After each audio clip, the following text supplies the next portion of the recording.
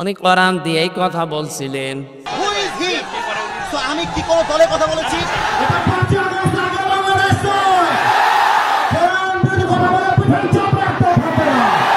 তা আপনি আওয়ামী লীগ দলের আপনি কথা বললেন। আল্লাহ তার আইন চাবি কেন দিবেন না আপনি এসে? আপনি সাহসকে দিয়েছে আপনাকে। উনি কোরআন দিয়ে এই কথা বলছিলেন। তাফসীরের নাম বলার পরেও কিছু মানুষ দেখলাম রেগে গেছে। এটা অবশ্যই তারা না বোঝার কারণে রাগ করিস। কথা বলা লাগবে। কোন মুসলমান দাবি করার পরে আল্লাহর কোরআনের কথা শুনলে রাগ হবে এমন মুসলমান এই দেশে আছে না? নেই। হয়তো না বোঝার কারণে মন খারাপ করে। যেখানেই যাচ্ছে এখন সারা দেশে একই অবস্থা। জালেম তো বিদায় নিয়েছে, কিন্তু মুনাফিক কিছু আছে। এই মুনাফিক গুলো খালি বারবার বলতে থাকে আমাদের বিরুদ্ধে যেন বলবেন না। আরে ভাই, আমি কি আয়াত নতুন করে তৈরি করব? কোথায় পাবো আমি? যা আছে জালেমের বিরুদ্ধে যেমন মুনাফিকের বিরুদ্ধে এইরকমই কথা বলেন না কেন? আপনার পক্ষে যদি আল্লাহর কোরআনের কথা রাসূলের হাদিসের কথা নিয়ে আসতে হয়, তাহলে হারাজনের ব্যাখ্যাটা আপনাকে বোঝা লাগবে। যেহেতু আমি এখানে বসেছি, কি করে উপস্থাপন করা লাগবে কোরআনে ধরন আল্লাহ আমাকে শিখিয়ে দিয়েছেন। আমরা সেই ধরনটা সামনে নিয়েই বলতে চাই। আল্লাহ আমাদের তৌফিক দাও, বলেন আমিন। আর কিছু মানুষ যারা আল্লাহ রাসূলে বিশ্বাসী, এরা যখন দেখে যে না কোরআনে যা বলে এটা তো আমার বাবার দরবারের সাথে মিলছে না, আমি যে রাজনীতি করি এর সাথে মিলছে না, তখন ওরা বলবে হুজুর কোরআন হাদিসের কথা বলেন, তা আমি কি বাবার কথা বলছি নাকি? আর একটা কারণ আছে। দ্বিতীয় নম্বর কারণ হচ্ছে আবহমান কাল থেকে এমন এমন নিয়ম নীতি ইসলাম মনে করে আমাদের এই দেশগুলোতে পালন করা হচ্ছে, আসলে যেটা ইসলামে নেই। কোরআনের ব্যাখ্যা করতে গেলে ওইগুলো তো টিকবে না, কারণ কোরআন হচ্ছে আলো, আর যত পাপাচারের কাজ আছে সব হচ্ছে অন্ধকার। আপনারা দেখবেন এই পৃথিবীতে 3টা প্রাণী দিনের আলোতে বের হয় না, রাতের আধারে বের হয়: পেঁচা, বাদুড় আর চামচিকা। সূর্যের আলো যতক্ষণ থাকে ওরা কিন্তু বের হয় না। রাতের আধার যখন শেষ যায়, অন্ধকার হয়ে যায়, তখন ওরা বের হয়। বের হয়েই ঠিক থাকে না, মানুষের ফসল নষ্ট করে, কলা নষ্ট করে, পানের বরজ নষ্ট করে। এক কথা বলে না কেন? এটা আমরা দেখেছি, তাই বাস্তব বলছি। দিনের আলো, সূর্যের আলো এদের পছন্দ হয় না, রাতের অন্ধকার এদের ভালো লাগে। এই জন্য এদের নামও দেখেন ডিজিটাল নাম: পেঁচা, বাদুড়, চামচিকা। এর নাম শুনে বোঝা যাচ্ছে ও চেহারা কেমন হবে। কথা বলে না। যদি আজ বাস্তবে অনেকের নামের সাথে বাস্তবের মিল পাওয়া যাচ্ছে না, যিনি পালিয়েছেন ওনার নামটা কিন্তু অনেক সুন্দর ছিল, হাসিনা। হাসিনা মানে সুন্দরী। হাসিনা মানে কি? এত একটা সুন্দর নাম নিয়ে এমন ঘৃণিত কাজ করে গেল দুনিয়াতে। আপনি জরিপ দেখেছেন, সারা পৃথিবীতে কয়েকজন মানুষের নাম ঘৃণার তালিকায় এখন আছে, তার ভেতরে এই মহিলার নাম। মানুষ নামটা নেয় কিন্তু গালি হিসাবে। এই যে ইয়াজিদ নামে যে লোকটা, এও অত্যাচারী ছিল, এও স্বৈরাচার ছিল। নামটা কিন্তু ভালো, কিন্তু স্বৈরাচার অত্যাচারী হওয়ার কারণে আল্লাহ নামটা গালি বানিয়ে দিয়েছে। আমার মনে হয় কালের আবর্তে, যুগের বিবর্তনে দেখবেন এই সুন্দরী নামটাও একদিন গালি হয়ে যাবে। কারণ যার জীবনে জুলুম বেশি, যার জীবনে অত্যাচার বেশি, তাকে সৃষ্টি জগতের কাছে আল্লাহ ঘৃণিত করে দেয়। আরে দায়িত্ব আল্লাহ নিজে নিয়েছেন। বাস্তবতা এটাই। দেখেন, কোন হিন্দুকে যদি বলেন ভাই আপনার ছেলে হয়েছে ইয়াজিদ, রাখেন, নাম হইল গালি। এমনকি কাউকে যদি রাগাতে চান, শুধু কার কাছে বলবেন ইয়াজিদের বাচ্চা, এমনি রেগে যাবে। মারাও লাগবে না, চোখ গরম দেওয়া লাগবে না, শুধু বলবেন ইয়াজিদের বাচ্চা, রেগে বাঁক হয়ে যাবে। কথা বলে না কেন? এত সুন্দর নামকে জুলুম করার কারণে আল্লাহ যদি এত ঘৃণিত বানিয়ে দিতে পারেন, তা আপনার নাম যতই ভালো হোক, যে কাজ করলেন, আমি তো নিজেরটাই বলছি, আমার উপরে আপনি যা করেছেন নির্দেশ দিয়ে 3টা বছরে যত অত্যাচার জুলুম আর নির্যাতন আমার উপরে গিয়েছে, ব্যারিস্টার আরমানের কথা, আমান আজমি ভাইয়ের কথা বাদ দিলাম, ওনার তো আরো উপরে। আমারে 10 দিন আপনি মাটির নিচে যেভাবে রেখে দিয়েছিলেন, কোনো মানুষের সাথেই করে, আমার বিশ্বাস হয় না।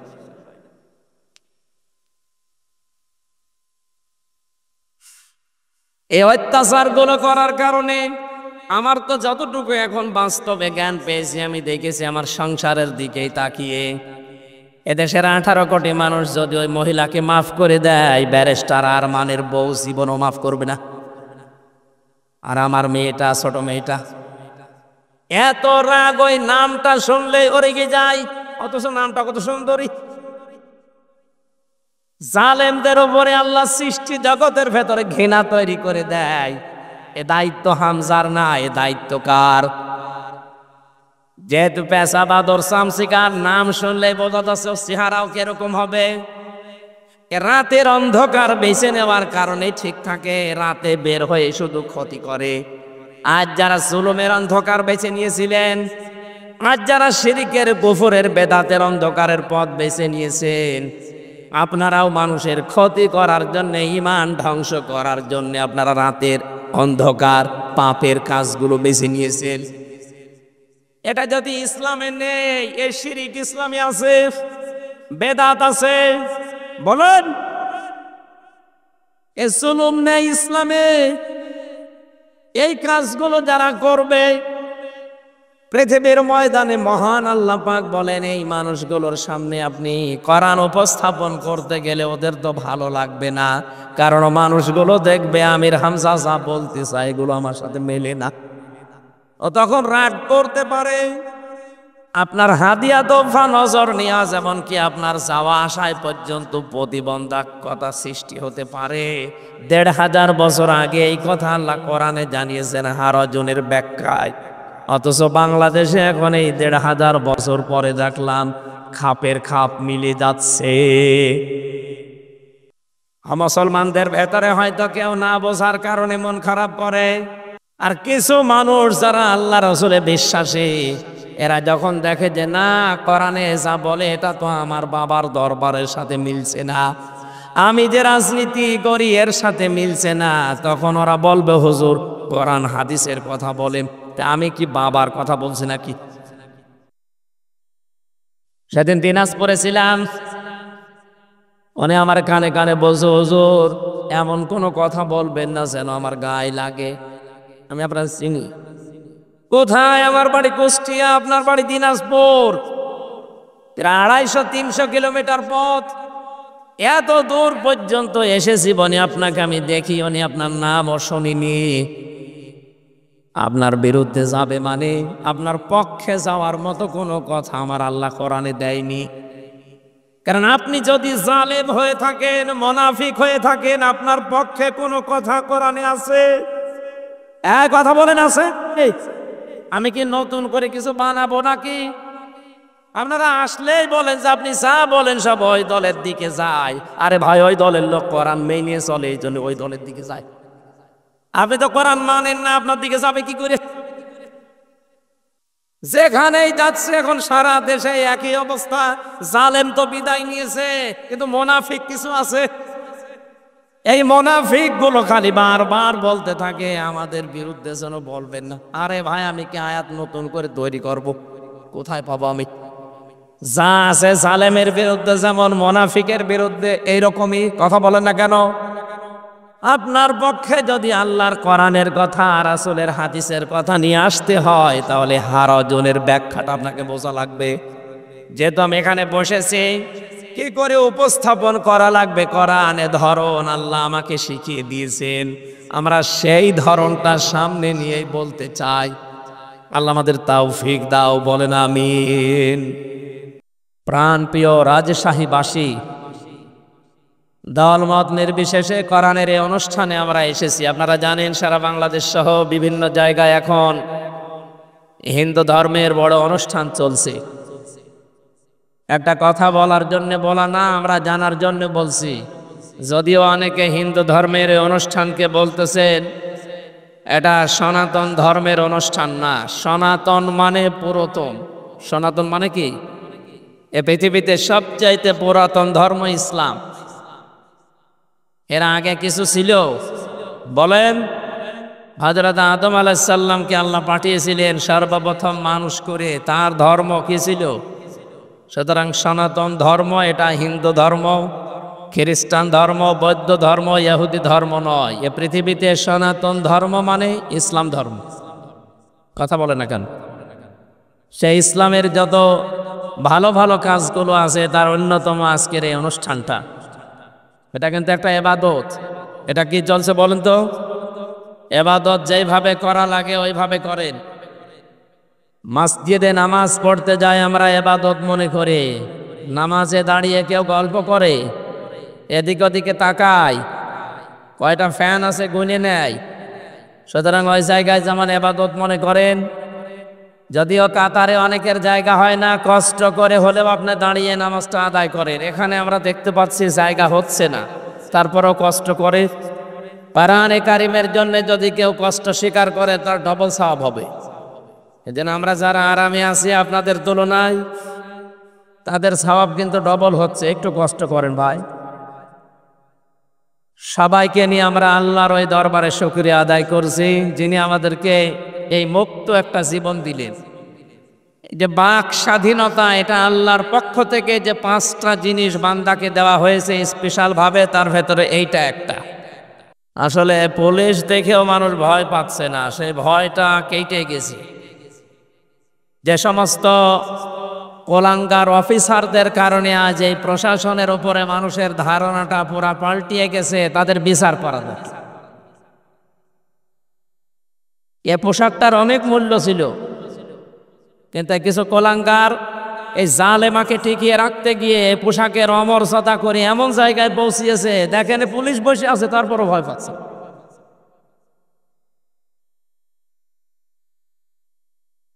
যারা দায়িত্বে ছিল ওই মানুষগুলোকে যেন ছাড় দেওয়া না হয়, যারা এই পোশাকের অন্তত বদনাম করে দিয়েছে এই দেশে। অন্যতম যারা কয়েকজন ধরা পড়েছে, আমরা চাই আরো বিশেষ করে হারুন আঙ্কেল এটা যেন ধরা পড়ে। কোথায় আছে আমরা জানি না, যেখানে থাকে দেশে গোয়েন্দা যারা আছেন খুব তাড়াতাড়ি তারা বের করেন। পোশাকের মর্যাদা তার জন্যে নাই, আরো আছে এরকম 27 জন আমি তালিকা জানি। এই 27 জনের কারণে আজ পুরা প্রশাসনের উপরে বাংলার মানুষেরা তো ক্ষোভ। এটা যেন আস্তে আস্তে পাল্টিয়ে যায়। আপনারা আমি পায়ে ধরতে হলে ধরতে বলেন, কিন্তু কথা বলবেন না ভাই। দাঁড়িয়ে থাকেন, শুয়ে থাকেন, বসে থাকেন, কথা বলবেন না। আমি এমনি অসুস্থ, আমার স্ত্রী আমার সন্তান সব লাইফ সাপোর্টে ছিল, তাদেরকে এই কিছুক্ষণ কয়েকদিন আগে দিয়েছে কেবিনে, এখনো পর্যন্ত তারা ভালো না, আমারও অবস্থা ভালো না। সেদিন রংপুরে গিয়ে এমন অসুস্থ হয়ে গিয়েছিলাম, ডাক্তার বলছে কথা বলা যাবে না, রাত 10টার পরে জেগে থাকা যাবে না। আমি এটা যেহেতু রেকর্ড হচ্ছে সারা দেশেই বলছি, এমনিতে এই মাহফিল করা এখন নিষেধ।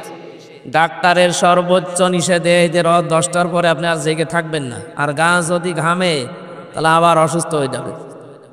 এটা না আহ্বান জানাচ্ছি, যারা আমার অনুষ্ঠান নিয়েছেন, আমি সব করব না, কিছু কিছু বাদ দেবো। যেই কয়টায় করি সর্বোচ্চ রাত 9টায় আমার তুলে দেওয়া লাগবে। যদি না দেন ওই মাহফিলে আমার নিয়ে যাবেন না। কোরআনের পাখি আল্লামা দেলাওয়ার হোসেন সাইদি রহমতুল্লাহ আলাইহে, ওনার অনুষ্ঠান যদি রাত 9টা 10টায় শেষ হয়ে যেতে পারে, আমাদেরও শেষ হবে ইনশাআল্লাহ। আমরা ওই পরিবেশ কায়েম করবো এই দেশে। ওই সারা রাত ধরেই করে ফজরের নামাজ না পড়ে তার পরের দিন কর্মজীবনও কষ্ট হয়ে যায়। এটা আমাদের আর দরকার নেই। আপনারা এখনো কথা বন্ধ হয়নি, কথা বন্ধ করেন ভাই। কোরআন শুনতে এসেছি যেহেতু, যারা শুনতে আসে তাদের আল্লাহ কিছু দায়িত্ব দিয়েছেন, যেহেতু এটা ইবাদত। আর যারা আমরা বলতে আসি আমাদেরও আল্লাহ কিছু দায়িত্ব দিয়েছে। আল্লাহ পাক বলেন যারা শুনতে আসে তাদেরকে বলবেন ফাস্তামিউ লাহু ওয়া আনসিতু, তারা যেন চুপ থাকে। 2 নম্বরে শোনে। দুইটা কথা আল্লাহ তাদেরকে জানিয়েছেন, যদি মেনে নিতে পারেন লাআল্লাকুম তুরহামুন। আল্লাহ পাক বলেন আমার রহমত ওই জায়গায় নাজিল হবে। জোরে বলেন আল্লাহু আকবার। দল মত নির্বিশেষে যেটা পাওয়ার জন্য এই ময়দানে ছুটে এসেছি সেটা আল্লাহর রহমত। সেটা কি? সুতরাং কোরআনের আলোচনা যখন আরম্ভ হয়েছে, 1 নম্বরে চুপ থাকেন, 2 নম্বরে শোনেন। এটা আপনাদের দায়িত্ব। আমরা যারা বলতে এসেছি আমাদের দায়িত্ব কি? কোরআনে কারীম জানিয়েছে কিতাবুন উনজিলা ইলাইকা ফালা ইয়াকুন ফি সাদরিকা হারাজুম মিনহু লিতুনযিরা বিহি ওয়া যিকরা লিল মুমিনিন। সূরা আরাফের 2 নম্বর আয়াতে আল্লাহ বলেন এই যে একটা কিতাব আপনাকে আমি দিলাম, এটা যখন মানুষের সামনে উপস্থাপন করবেন, মানুষের সামনে ব্যাখ্যা বিশ্লেষণ তাফসীর করে শোনাবেন, তখন আপনার মনের ভেতরে যেন কোনো সন্দেহ, সংশয়, ভয়, ভীতি, দ্বিধা, দ্বন্দ্ব এইগুলো কাজ না করে। আপনার মনে যেন কোনো সংকীর্ণতা না আসে। এখানে হারাজন শব্দের অর্থ আমি তাফসীরে পেয়েছি 2টা, একটু খেয়াল করে করে শুনবেন। 1 নম্বরে যখন আপনি কোরআন মানুষের সামনে উপস্থাপন করবেন, আপনার এই কথা শোনার পরে সামনে যারা বসে আছে অনেক মানুষ এমন থাকবে আপনার বক্তব্য না বোঝার কারণে তারা মন খারাপ করতে পারে। এরকম শ্রোতা নেই দেশে? বলেন না কেন? এটা যে আছে তার প্রমাণ আমার এই কুষ্টিয়ায় কয়েকদিন আগে মাওলানা সাদেকুর রহমান আজহারি উনি কোরআন দিয়েই কথা বলছিলেন। তাফসীরের নাম বলার পরেও কিছু মানুষ দেখলাম রেগে গেছে। এটা অবশ্যই তারা না বোঝার কারণে রাগ করেছে। কথা বলা লাগবে। কোন মুসলমান দাবি করার পরে আল্লাহর কোরআনের কথা শুনলে রাগ হবে এমন মুসলমান এই দেশে আছে না? নেই। হয়তো না বোঝার কারণে মন খারাপ করে। আর একটা কারণ আছে। 2 নম্বর কারণ হচ্ছে আবহমান কাল থেকে এমন এমন নিয়ম নীতি ইসলাম মনে করে আমাদের এই দেশগুলোতে পালন করা হচ্ছে, আসলে যেটা ইসলামে নেই। কোরআনের ব্যাখ্যা করতে গেলে ওইগুলো তো টিকবে না, কারণ কোরআন হচ্ছে আলো আর যত পাপাচারের কাজ আছে সব হচ্ছে অন্ধকার। আপনারা দেখবেন এই পৃথিবীতে 3টা প্রাণী দিনের আলোতে বের হয় না, রাতের আধারে বের হয়, পেঁচা, বাদুর আর চামচিকা। সূর্যের আলো যতক্ষণ থাকে ওরা কিন্তু বের হয় না। রাতের আধার যখন শেষ যায়, অন্ধকার হয়ে যায়, তখন ওরা বের হয়। বের হয়েই ঠিক থাকে না, মানুষের ফসল নষ্ট করে, কলা নষ্ট করে, পানের বরজ নষ্ট করে। এক কথা বলে না কেন? এটা আমরা দেখেছি, তাই বাস্তব বলছি। দিনের আলো, সূর্যের আলো এদের পছন্দ হয় না, রাতের অন্ধকার এদের ভালো লাগে। এই জন্য এদের নামও দেখেন ডিজিটাল নাম, পেঁচা, বাদুর, চামচিকা। এর নাম শুনে বোঝা যাচ্ছে ও চেহারা কেমন হবে। কথা বলে দেখেন। যদি আজ বাস্তবে অনেকের নামের সাথে বাস্তবের মিল পাওয়া যাচ্ছে না, যিনি পালিয়েছেন ওনার নামটা কিন্তু অনেক সুন্দর ছিল, হাসিনা। হাসিনা মানে সুন্দরী। হাসিনা মানে কি? এত একটা সুন্দর নাম নিয়ে এমন ঘৃণিত কাজ করে গেল দুনিয়াতে। আপনি জরিপ দেখেছেন সারা পৃথিবীতে কয়েকজন মানুষের নাম ঘৃণার তালিকায় এখন আছে, তার ভেতরে এই মহিলার নাম। মানুষ নামটা নেয় কিন্তু গালি হিসাবে। এই যে ইয়াজিদ নামে যে লোকটা, এও অত্যাচারী ছিল, এও স্বৈরাচার ছিল। নামটা কিন্তু ভালো, কিন্তু স্বৈরাচার অত্যাচারী হওয়ার কারণে আল্লাহ নামটা গালি বানিয়ে দিয়েছে। আমার মনে হয় কালের আবর্তে, যুগের বিবর্তনে দেখবেন এই সুন্দরী নামটাও একদিন গালি হয়ে যাবে। কারণ যার জীবনে জুলুম বেশি, যার জীবনে অত্যাচার বেশি, তাকে সৃষ্টি জগতের কাছে আল্লাহ ঘৃণিত করে দেয়, আরে দায়িত্ব আল্লাহ নিজে নিয়েছেন। বাস্তবতা এটাই দেখেন, কোন হিন্দুকে যদি বলেন ভাই আপনার ছেলে হয়েছে ইয়াজিদ রাখেন, নাম হইল গালি। এমনকি কাউকে যদি রাগাতে চান শুধু কার কাছে বলবেন ইয়াজিদের বাচ্চা, এমনি রেগে যাবে, মারাও লাগবে না, চোখ গরম দেওয়া লাগবে না, শুধু বলবেন ইয়াজিদের বাচ্চা, রেগে ভাগ হয়ে যাবে। কথা বলে না কেন? এত সুন্দর নামকে জুলুম করার কারণে আল্লাহ যদি এত ঘৃণিত বানিয়ে দিতে পারেন, তা আপনার নাম যতই ভালো হোক, যে কাজ করলেন, আমি তো নিজেরটাই বলছি, আমার উপরে আপনি যা করেছেন নির্দেশ দিয়ে, 3টা বছরে যত অত্যাচার জুলুম আর নির্যাতন আমার উপরে গিয়েছে, ব্যারিস্টার আরমানের কথা, আমান আজমি ভাইয়ের কথা বাদ দিলাম, ওনার তো আরো উপরে। আমারে 10 দিন আপনি মাটির নিচে যেভাবে রেখে দিয়েছিলেন, কোন মানুষের সাথেই করে, আমার বিশ্বাস হয় না।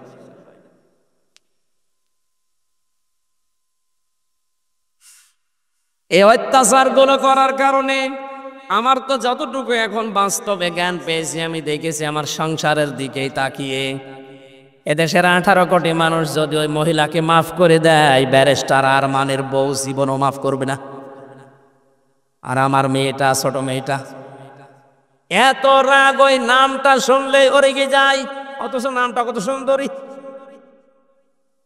জালেমদের উপরে আল্লাহ সৃষ্টি জগতের ভেতরে ঘৃণা তৈরি করে দেয়, এ দায়িত্ব হামজার না, এ দায়িত্ব কার? যেহেতু পেশাবাদর শামসিকার নাম শুনলে বোঝা যাচ্ছে চেহারাও কিরকম হবে। রাতের অন্ধকার বেছে নেওয়ার কারণে ঠিক থাকে, রাতে বের হয়ে শুধু ক্ষতি করে। আজ যারা জুলুমের অন্ধকার বেছে নিয়েছিলেন, আজ যারা শিরকের কুফরের বেদাতের অন্ধকারের পথ বেছে নিয়েছেন, আপনারাও মানুষের ক্ষতি করার জন্য, ঈমান ধ্বংস করার জন্য আপনারা রাতের অন্ধকার পাপের কাজগুলো বেছে নিয়েছেন। এটা যদি ইসলামে নেই, এই শিরিক ইসলামে আছে, বেদাত আছে, বলেন এ জুলুম নেই ইসলামে।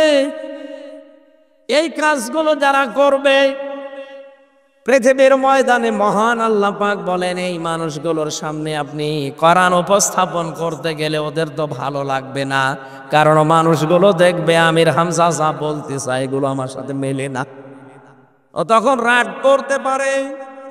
আপনার হাদিয়া তোফা, নজর নেওয়া, যেমন কি আপনার যাওয়া আসায় পর্যন্ত প্রতিবন্ধকতা সৃষ্টি হতে পারে।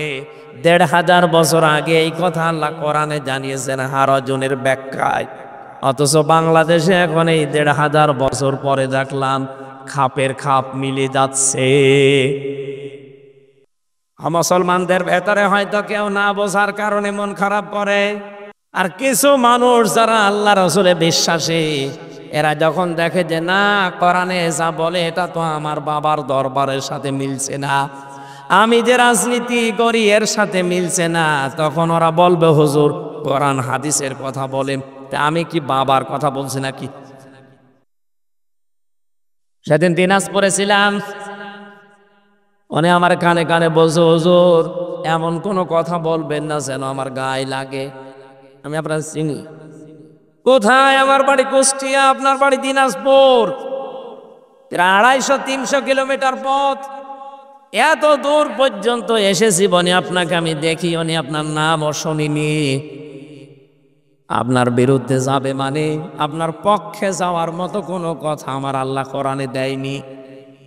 কারণ আপনি যদি জালেম হয়ে থাকেন, মুনাফিক হয়ে থাকেন, আপনার পক্ষে কোনো কথা কোরআনে আছে? এক কথা বলেন আছে? আমি কি নতুন করে কিছু বানাবো নাকি? আপনারা আসলেই বলেন যে আপনি যা বলেন সব ওই দলের দিকে যায়। আরে ভাই, ওই দলের লোক কোরআন মেনে চলে, এই জন্য ওই দলের দিকে যায়। আপনি তো কোরআন মানেন না, আপনার দিকে যাবে কি করে? যেখানেই যাচ্ছে এখন সারা দেশে একই অবস্থা। জালেম তো বিদায় নিয়েছে, কিন্তু মুনাফিক কিছু আছে। এই মুনাফিক গুলো খালি বারবার বলতে থাকে আমাদের বিরুদ্ধে যেন বলবেন না। আরে ভাই, আমি কি আয়াত নতুন করে তৈরি করব? কোথায় পাবো আমি? যা আছে জালেমের বিরুদ্ধে যেমন মুনাফিকের বিরুদ্ধে এইরকমই কথা বলেন না কেন? আপনার পক্ষে যদি আল্লাহর কোরআনের কথা, রাসূলের হাদিসের কথা নিয়ে আসতে হয়, তাহলে হারজনের ব্যাখ্যাটা আপনাকে বোঝা লাগবে। যেহেতু আমি এখানে বসেছি, কি করে উপস্থাপন করা লাগবে কোরআনের ধরন আল্লাহ আমাকে শিখিয়ে দিয়েছেন, আমরা সেই ধরনটা সামনে নিয়েই বলতে চাই। আল্লাহ আমাদের তৌফিক দাও, বলেন আমিন। 2024 সালের 5 আগস্টের সাথে কোরআনে কারিমের একটা আয়াতের আমি মিল পেয়েছি।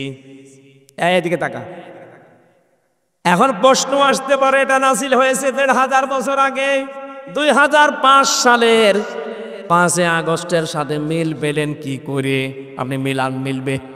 সূরা নাম 44 নম্বর আয়াত, ফালাম্মা নাসু মা যুক্কিরু বিহি ফাতাহনা আলাইহিম আবওয়াবা কুল্লা শাইইন হাত্তা ইযা ফারিহু বিমা উতু আখাযনাহুম বাগতাতান ফাইযা হুম মুবলিসুন।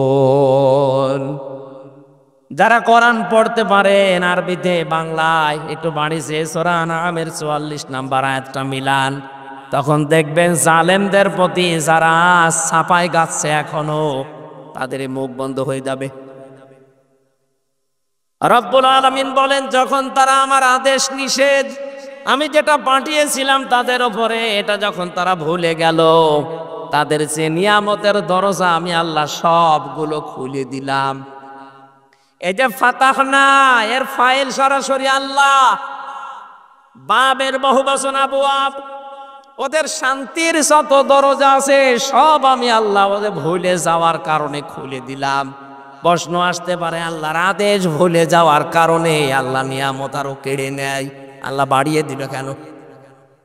জবাব দিচ্ছি, এবার তাকান। 2006 সালের 28 অক্টোবর এই মাসে আমরা দেখেছিলাম একজন মানুষের মুখের কথাই লগি বইটা নিয়ে সারা দেশ থেকে মানুষ ঢাকায় গিয়ে জসিম ভাইয়ের মতো মানুষকে পিটিয়ে হত্যা করে লাশের উপরে ড্যান্স দিয়েছিল। জীবনে বহু ইতিহাস পড়েছি বিশ্ববিদ্যালয় থেকে, কিন্তু এই ইতিহাস কোনোদিন আমি শুনিও নি, পড়িও নি।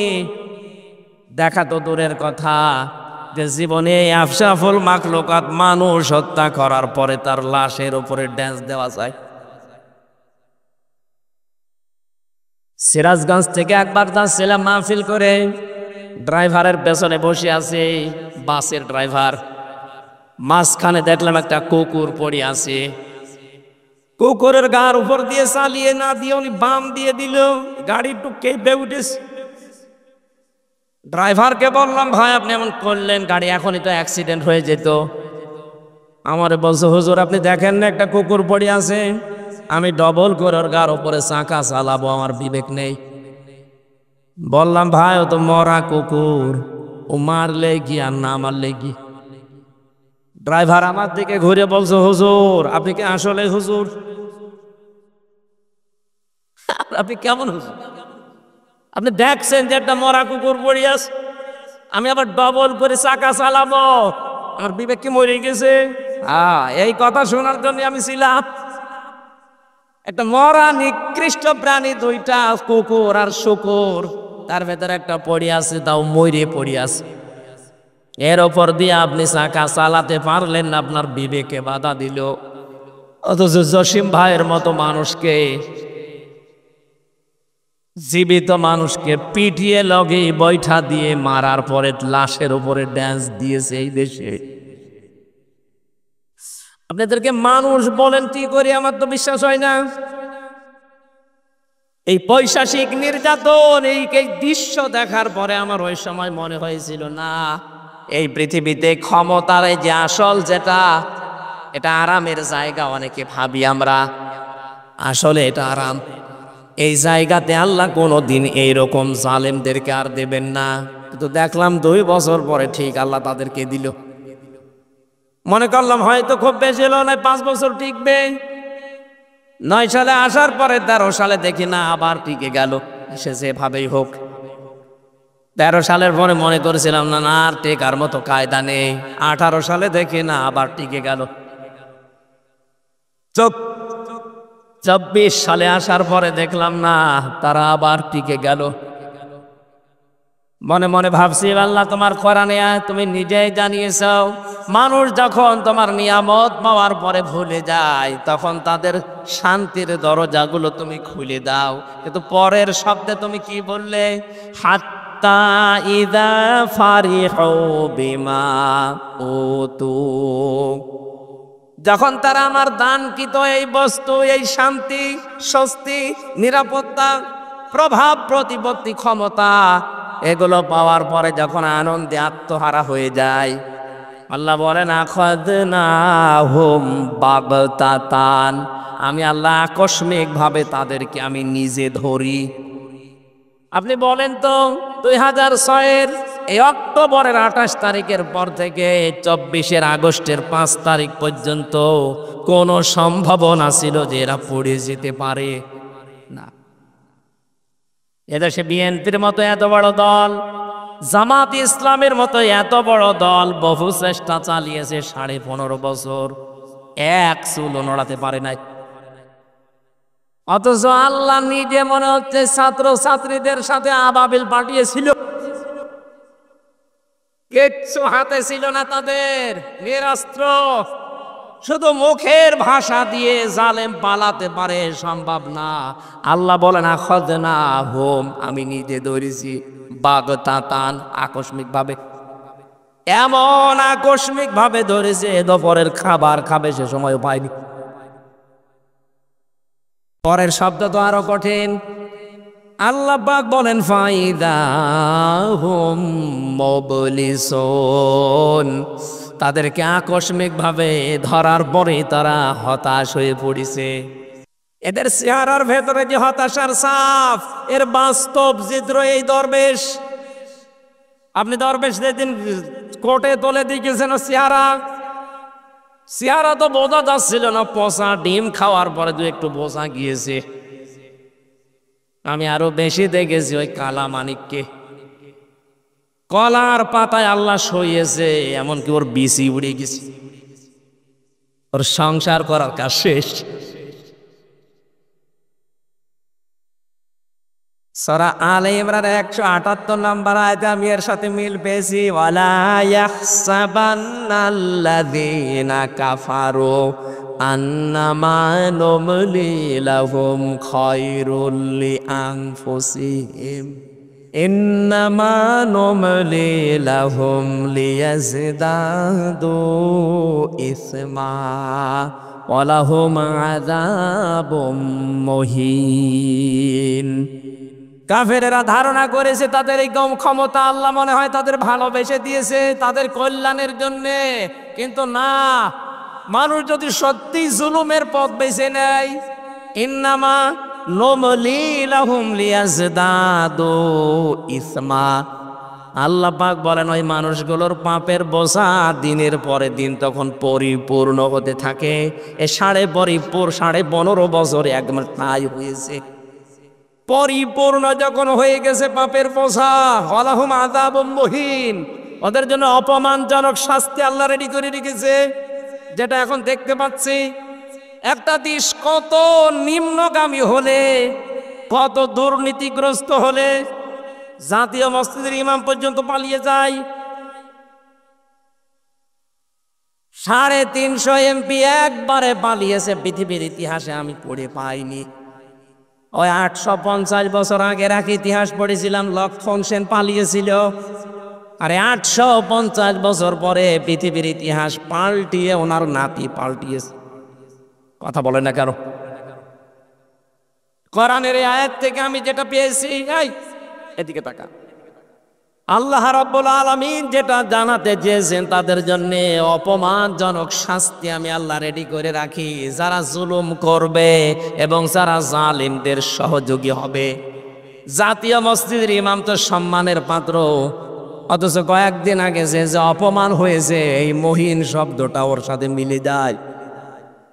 মুসল্লিদের পক্ষ থেকে জুতা পিটা করেছে, ও বলছে আমার গায়ে জুতা লাগেনি।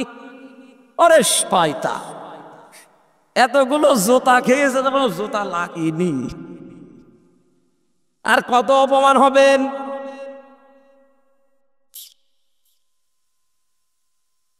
রাজশাহীবাসী সূরা নামের 44 নম্বর আয়াতের পরের অংশ বলছি। এবার ওদের যে আল্লাহ হতাশ করে দিয়েছে, ওরা নিরাশ হয়ে গেছে। আল্লাহ বলেন ফাকুতি আদাবিরুল কওমিল্লাযিনা যালামু,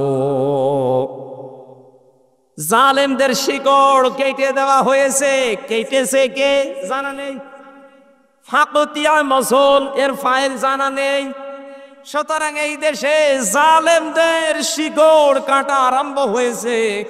এদেশে জালেমদের কোনো শিকড় থাকবে না। কে কাটবে কেউ জানবে না। আমরা চাই যারা বড় জালেম ছিল, যারা মাঝারি জালেম ছিল, যারা ছোট জালেম ছিল, প্রত্যেকের তালিকা করে করে মোড়ে মোড়ে টাঙিয়ে দেন। কোন জালেম যেন আর এই বাংলাদেশে প্রবেশ করতে না পারে, নিজের এলাকায় যেন আর প্রতিষ্ঠা না পায়। এই কথা বলা লাগবে। এটা ওদের জুলুমের পুরস্কার। কারণ জালেমদের দুনিয়াও শেষ, আখিরাত তো শেষ হয়ে গেছে আগেই। জালেমদের জন্য আখিরাতে কিচ্ছু নেই। জালেম মরবে আর জাহান্নামে যাবে। কারণ জালেমরা আল্লাহর মামলার আসামি। শব্দটা অনেক ভারী। যারা এখনো পর্যন্ত এই দুঃসাহস দেখাচ্ছেন যে আমি পাশাপাশি আছি, চট করে ঢুকে পড়বো, আগে কিন্তু আর সেই 2024 সালের 5 আগস্টের আগের বাংলাদেশ এখন আর নেই।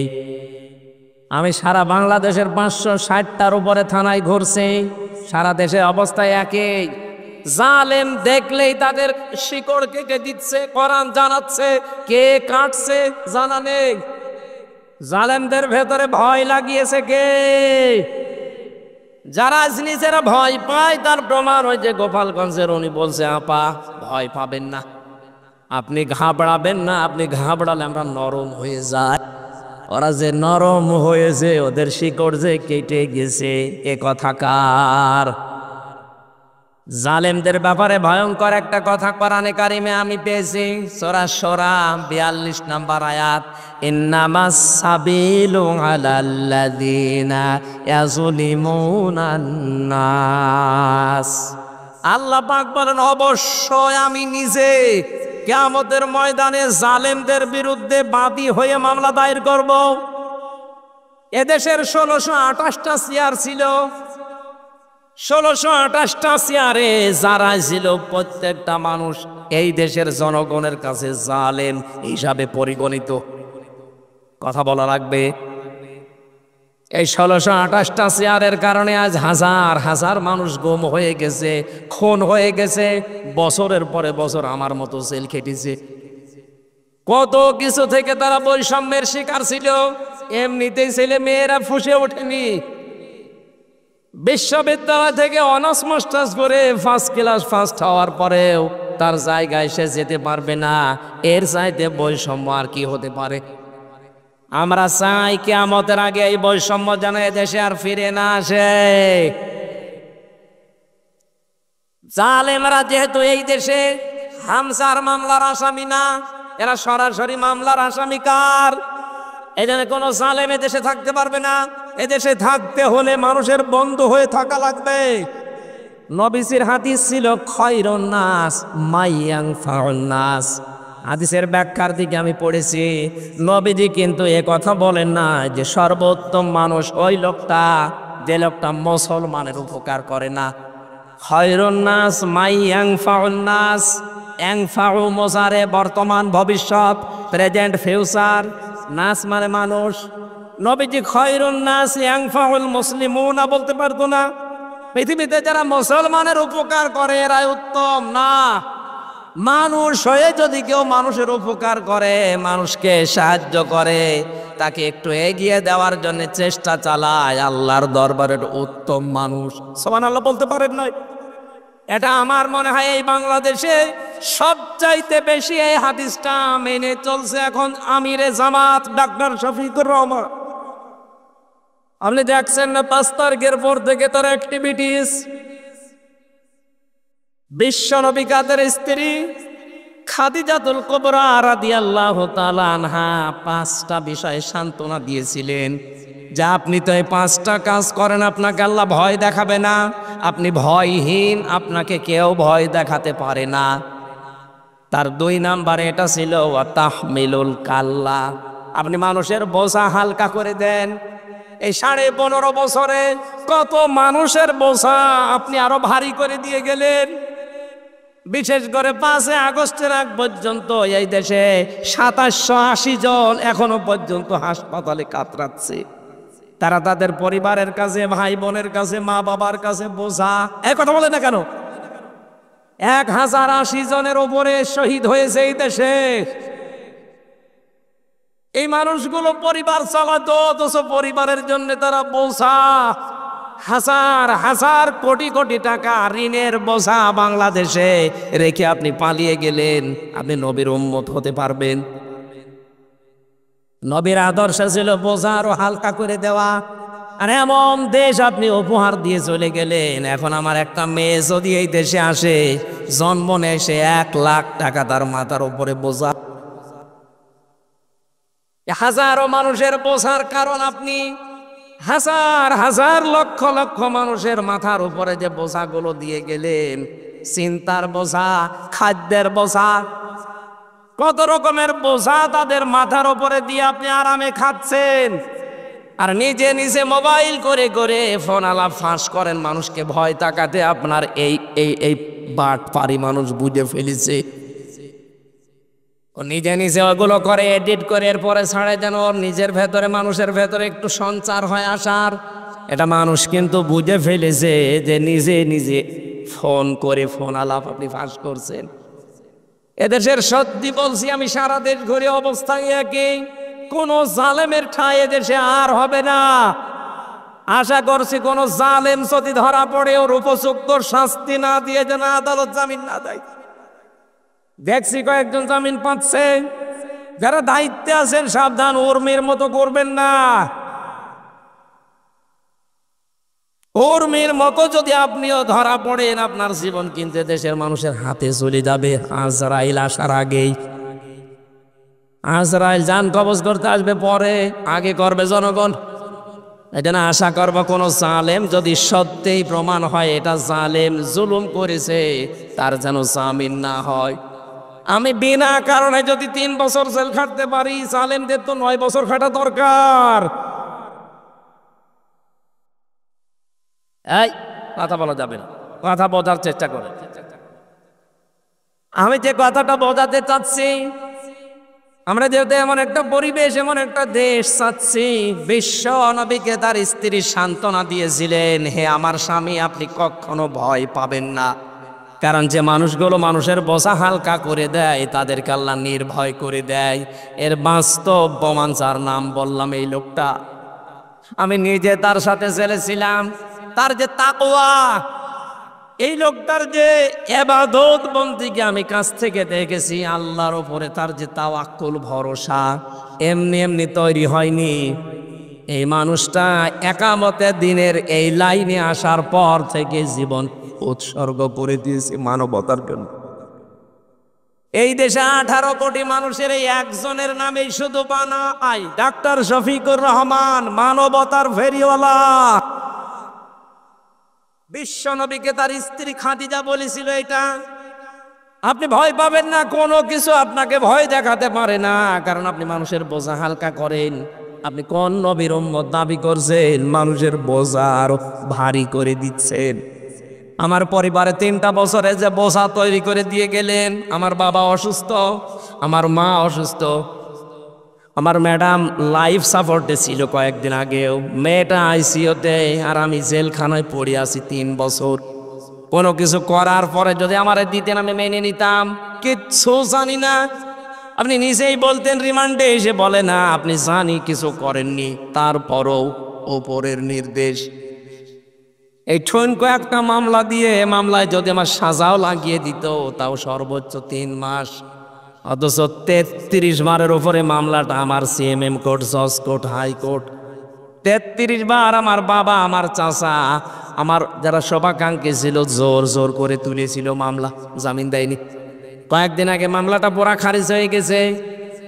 বিচারপতি ওইটা দেখার পরে বলছে, কি দেখে বিচার করবো, এর ভেতরে কোনো মাল নেই। যা,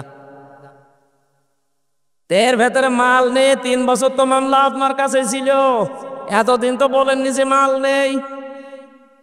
উনি এই কথাই আমারে বলতো, আমি পরবর্তীতে কথা বলেছিলাম, বলছো হুজুর আমার হাত বাঁধা। আমি জানি শুধু ওনার না, এখন যেহেতু ওনার হাত খোলা, এখন ন্যায় বিচার করতে পারছে। এদেশে 1628টা চেয়ার আছে, আব্দুল হান্নান ভাই সহ প্রত্যেকটি মানুষের চেয়ারের হাত যেন আবু সাইদের মতো খোলা থাকে।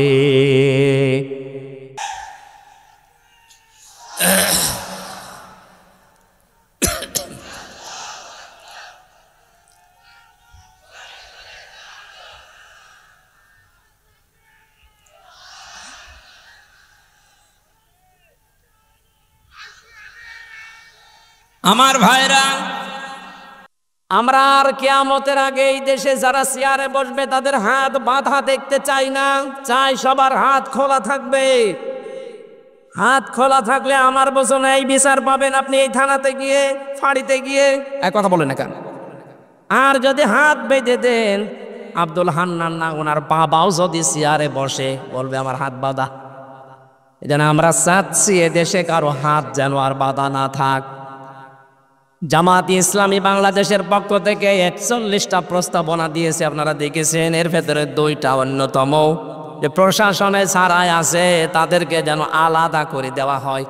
ওই অমক নেতা পাতি ছাতি কি বলবে সেই অনুযায়ী কাজ করা লাগবে। তার মানে কি ওনারা কি আপনার গোলাম নাকি? 18 কোটি মানুষের টাকা যে ওনার বেতন হয়, সবার দিকে তাকানো লাগবে। জামাত ইসলামের এই প্রস্তাবনার সাথে আমরা একমত কিনা বলেন তো?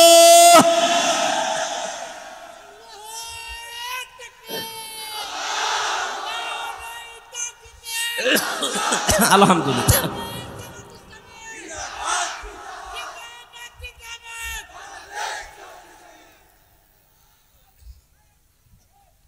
রাজশাহীবাসী আমরা বাকি কথা আমার শরীর এবং সময়ের দিকে খেয়াল করছি। কালকে আমার শপথ আছে কুষ্টিয়াতে, আমি বেশি দেরি করতে পারবো না। সকাল 6টায় আসবে সেক্রেটারি জেনারেল, এই জন্যে খুব তাড়াতাড়ি করছি। আমি মনে করলাম 10টায় শেষ করে চলে যাব। এমনি যে শরীরের অবস্থা, আবার কালকে আছে টাঙ্গাইলে, ওই অনুষ্ঠান শেষ করে ওইটা ধরা লাগবে। চারিদিকে খেয়াল করে আমি আয়াতে প্রবেশ করছি, সব বাদ দিয়ে দিলাম। সূরা হুদ থেকে একটা মাত্র আয়াত পড়েছি, 36 নম্বর আয়াত। এখন এই ঐতিহাসিক প্রেক্ষাপটের ব্যাকগ্রাউন্ড, এরপরে শিক্ষা, এগুলো সব বলতে গেলে অনেক সময় যাবে। আমি সব বাদ দিয়ে সরাসরি প্রবেশ করছি, নাকি জবান ছেড়ে আমরা কোরআনে প্রবেশ করি। আউযু বিল্লাহি মিনাশ শাইতানির রাজিম, বিসমিল্লাহির রহমানির রহিম। وأوحي إلى نوح أنه لا يؤمن من قومك إلا من قد آمن فلا تبتئس بما كانوا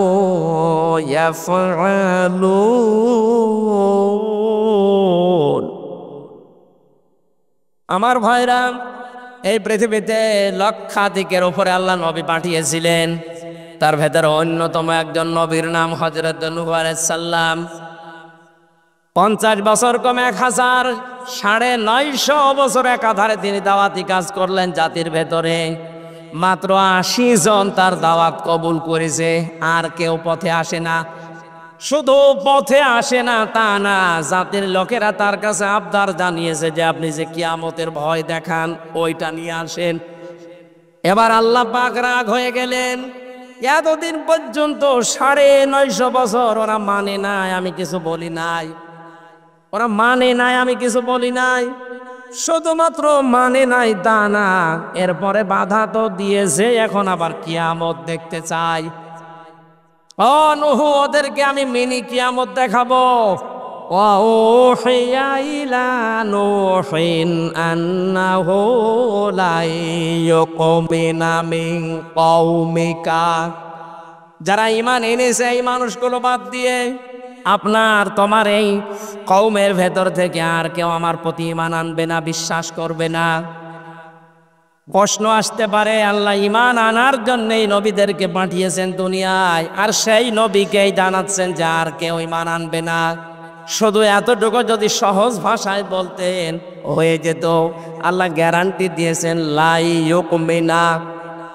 ইউকমিনা এটাও মোজারে, বর্তমান, ভবিষ্যৎ, প্রেজেন্ট, ফিউচার। এর আগে লান এসেছে, আরবি গ্রামার অনুযায়ী মোজারের আগে লান আসলে অর্থ হয় কখনোই হবে না। গ্যারান্টি কার? আরো জোরে বলেন। তার মানে যে 80 জন কবুল করেছিল ইসলামের, পরবর্তীতে আর একটা মানুষও দিনের দিকে আসবে না, এই গ্যারান্টি আল্লাহ কেন দিলেন?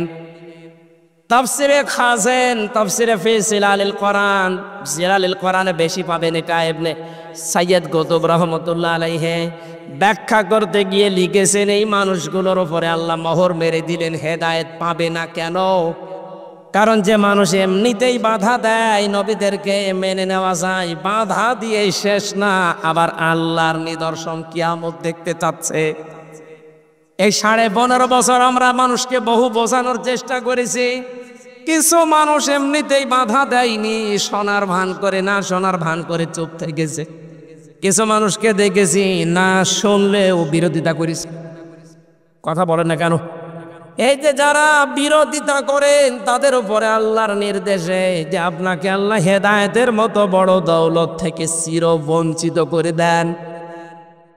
আয়াতের তাফসীরের ভেতরে 7টা কারণ পেয়েছি আমি। দ্বিতীয় নম্বর কারণ, এই খুব খেয়াল করে শুনবেন, আল্লাহ মানুষকে যে হেদায়েত দেয় না, 1 নাম্বার কারণ যারা বিরোধিতা করে দাওয়াতের, ওহির দাওয়াত দিলে যারা বিরোধিতা করে, মানে তো নাই, বিরোধিতা করে, এই মানুষগুলো হেদায়েত থেকে বঞ্চিত।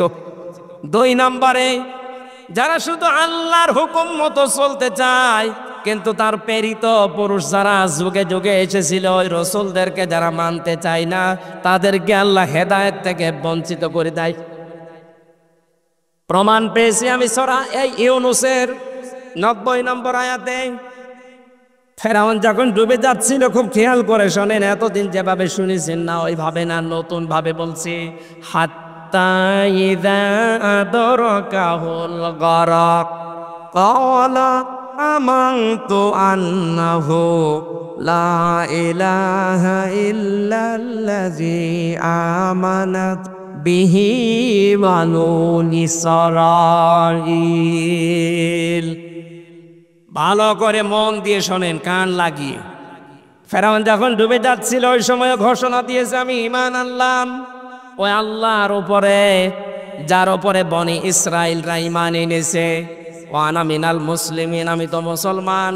এরপরও ফেরেশতারা আমারে বারবার সবাই কেন?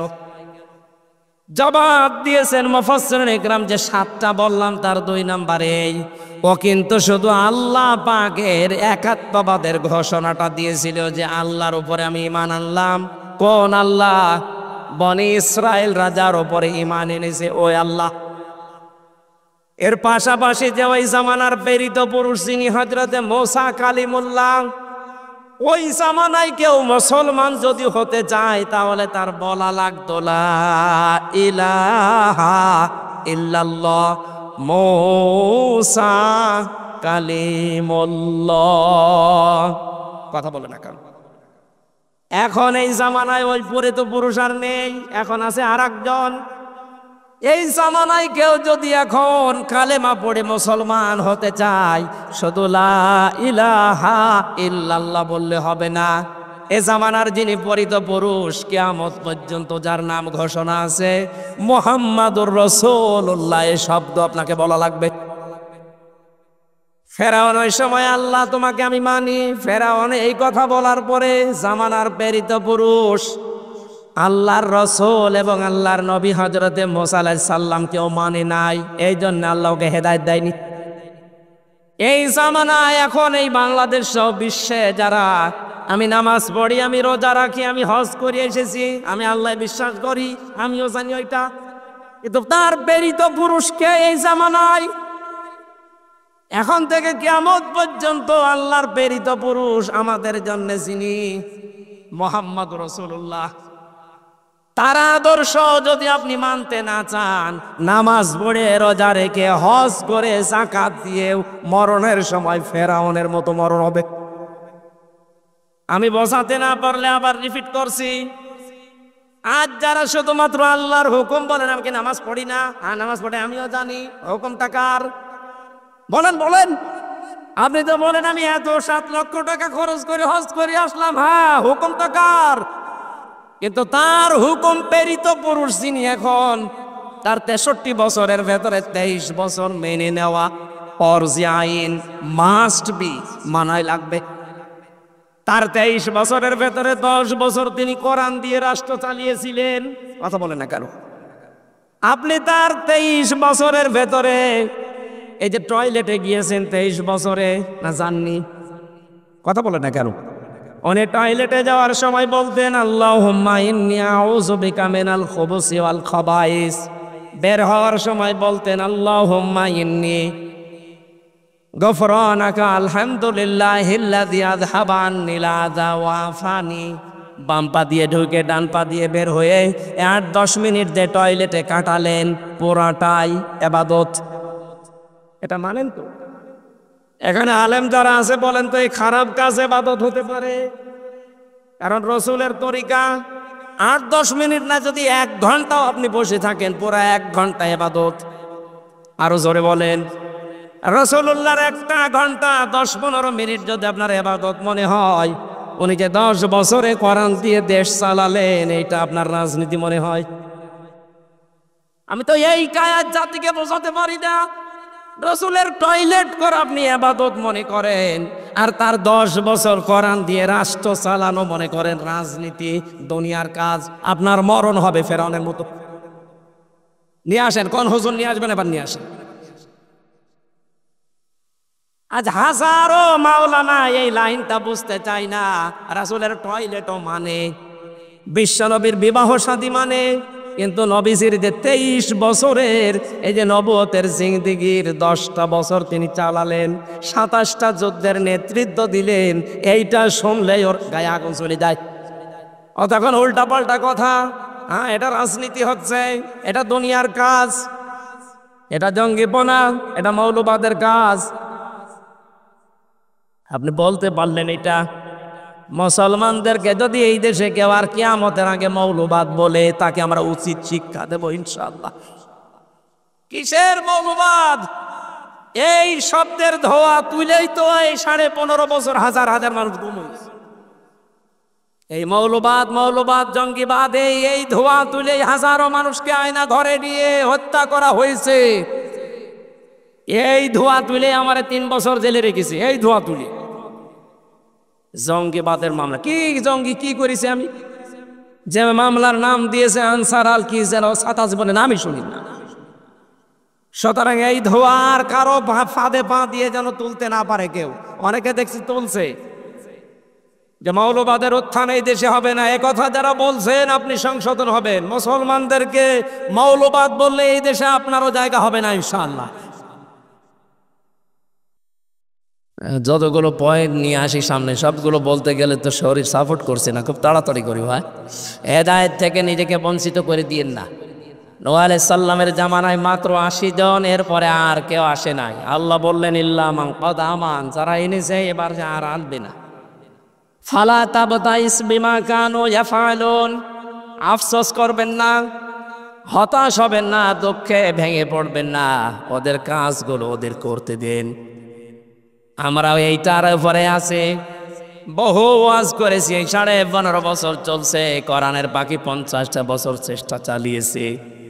হেদায়েত পাওয়ার মতো মানুষ আমরা দেখছি খুব কম। যদিও আগস্টের 5 তারিখের পর থেকে দেখতে পাচ্ছি হ্যাঁ অনেক কিছু বেড়ে গেছে।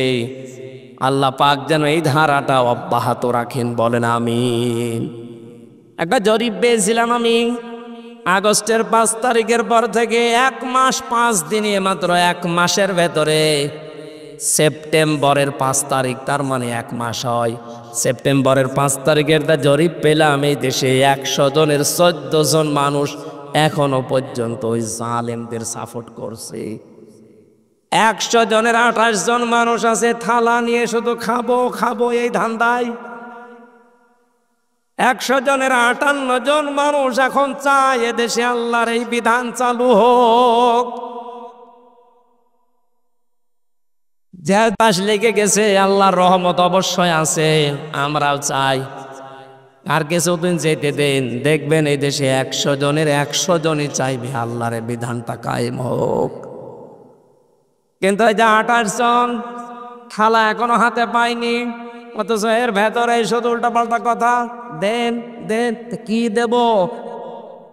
1 লাখ বিবাহ করার পরে বাসর রাতে বউ রেখে বাইরে গেছে, দাদি শাশুড়ি এসে বলছে, কি গো নাতি বউ, আমার কিন্তু নাতি চাই, পতি চাই। শাশুড়ি এসে বলছে, বৌমা কি করবা আমি জানি না, আমার কিন্তু নাতি চাই।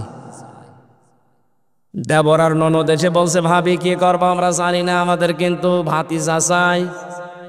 স্বামী এবার এসে বলছে, কই আমার বেবি চাই। ও মাথা উঁচু করে বলছে, তোমার বংশ কিসব পাগল, আমার এখনো কিছু হয়নি, এখনো 10 মাস 10 দিন সময় দাও, সংসার হোক, এরপরে কারো বেবি, কারো নাতি, কারো ভাতিজা, কারো পতি সব হবে। কথা বলে না কেন? কেবল মাত্র 15.5 বছরের জঞ্জাল বিদায় করে কেবল হাতে নিয়েছে, আর এর ভেতরে খালি দেন দেন দেন। আপনার নাতি দেবে, আপনার পতি দেবে, আপনার ভাতিজা দেবে, আপনার বেবি দেবে, ওকে ফ্লাক্সিলোড করে নিয়ে আসবে। পরের সময় দেবেন না একটু? 15.5 বছরের জঞ্জাল এখনো কি বিদায় হয়েছে? 100 জনের 65 জন আমরা দেখতে পাচ্ছি অনেকে বিদায় নিয়েছে, পরিবর্তন অলরেডি হয়ে গেছে, আর বাকিগুলোরও থাকার দরকার নেই। পড়াটা পাল্টিয়ে ফেলুক, সংস্কার করা, যেহেতু সংস্কার আন্দোলন, এটা যেই 9টা দফা দিয়েছিল ছাত্র আন্দোলনের এই ভাইরা, তার ভেতরে সংস্কার তারা চায়নি, আমরা চাই সংস্কার করে হাতে দিক, নাই তো এখন দেন দেন করলে আবার দিনের ভোট রাতি হয়ে যাবে। কথা বলেন না কেন?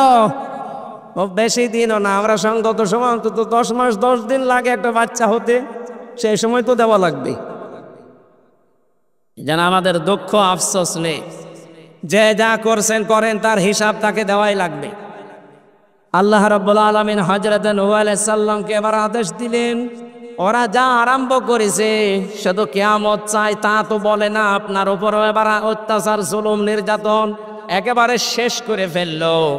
আমি আল্লাহ আপনাকে আদেশ দিলাম, ওয়াসনাইল ফুলকা বিআয়ুনিনা ওয়া ওয়াহয়িনা ওয়ালা তুখাতিবনি ফিল্লাযিনা যালামু ইন্নাহুম মুগরাকুন। রব্বুল আলামিন বলেন, একটা নৌকা কিস্তি বানাও, কিস্তি তৈরি করো, আমি আল্লাহর নির্দেশ মতো, আমার চোখের সামনে, তার মানে আমার তত্ত্বাবধানে। নির্দেশ কার? আরো জোরে বলেন। আল্লাহ পাকের নির্দেশ মতো, তার ওহী মতো, তার চোখের সামনে, তার মানে তার কুদরত অনুযায়ী নূহ নবী নৌকা বানালেন 3 তলা। 3 তলা নৌকায় তিনি তুলতে বললেন তার আহাল পরিবারের শুধু সন্তান আর স্ত্রী বাদ দিয়ে বাকিগুলোকে। 2 নম্বরে জোড়ায় জোড়ায় পশু আর পাখিকে। 3 নম্বরে ওই 80 জন ইমানদারকে। মুফাসসিরে আয়াত থেকে তাফসিরে ফি জিলালিল কোরআন শিক্ষা দিতে চেয়েছেন, নূহ নবীর নৌকা এটা আল্লাহর নির্দেশে তৈরি হয়েছিল। আজ বাংলাদেশে অনেকে এই ঘোষণা কিন্তু দিয়ে ফেলেছিলেন, আমাদের এই নৌকা ও নূহ নবীর নৌকার সাথে মিল আছে।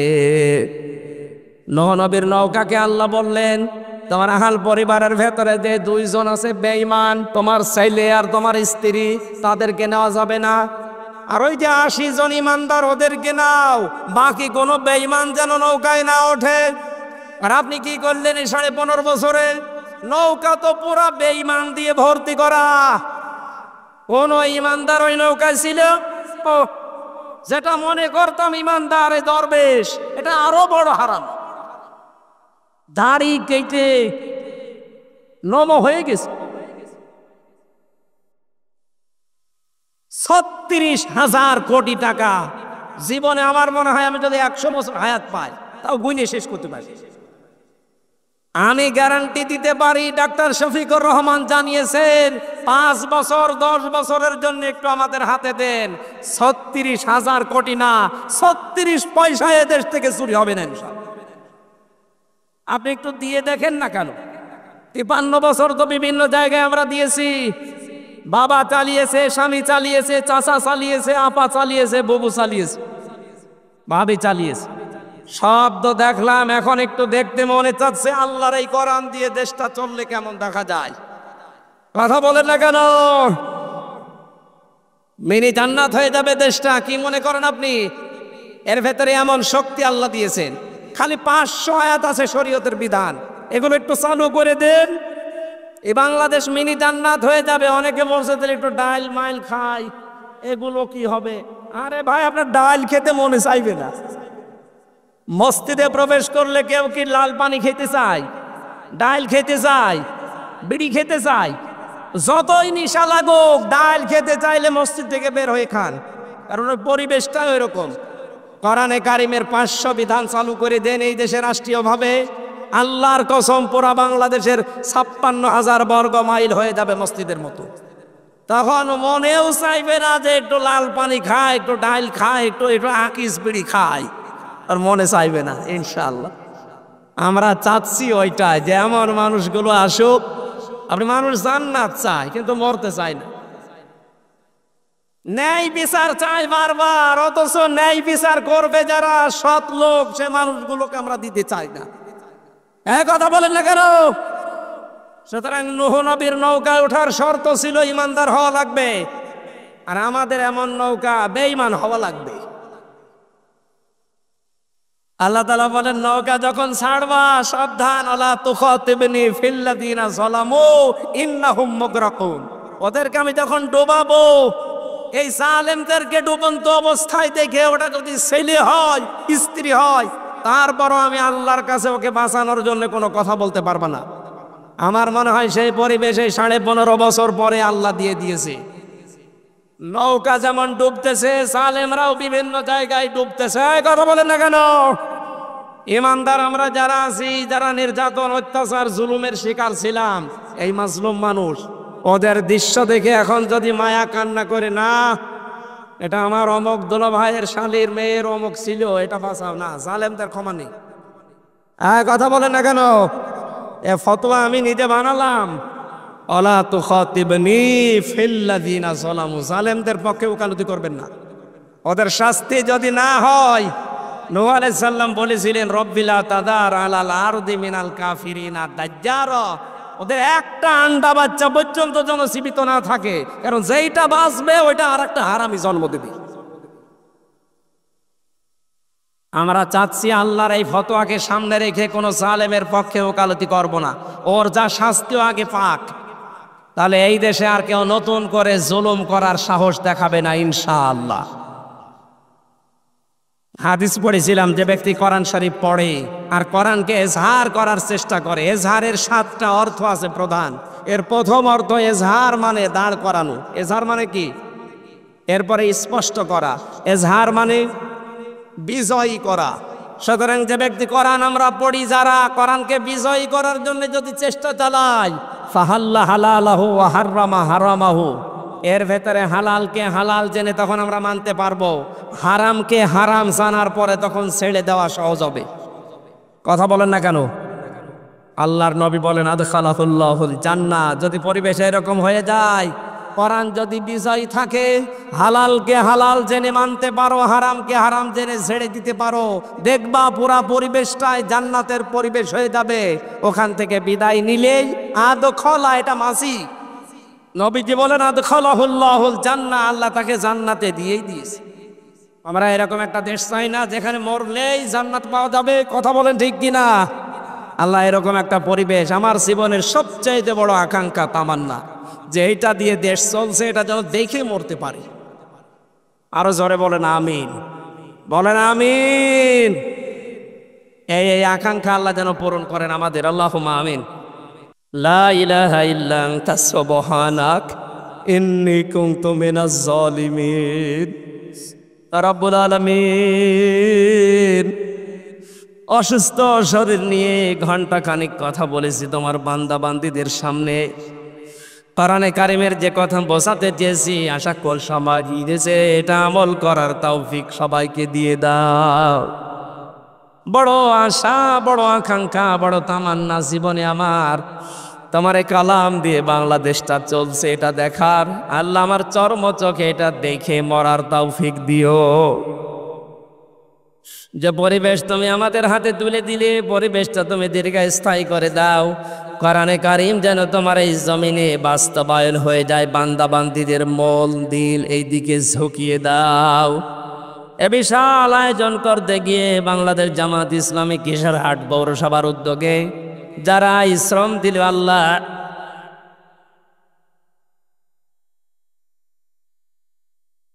কিশোরহাটের সম্মানিত আমির, এই বড় সভার আমির এবং সেক্রেটারি শ্রদ্ধাভাজন মামাজান ডাক্তার হাফিজুর রহমান হাফিজ সহ যত মানুষ চেষ্টা চালিয়েছে, আব্দুল আওয়াল ভাই সহ আমি নাম অনেকের জানি না, যত মানুষ এগিয়ে এসেছে কোরআনের এই প্রসারে আল্লাহ তোমার রহমত তাদের দিকে এগিয়ে দাও।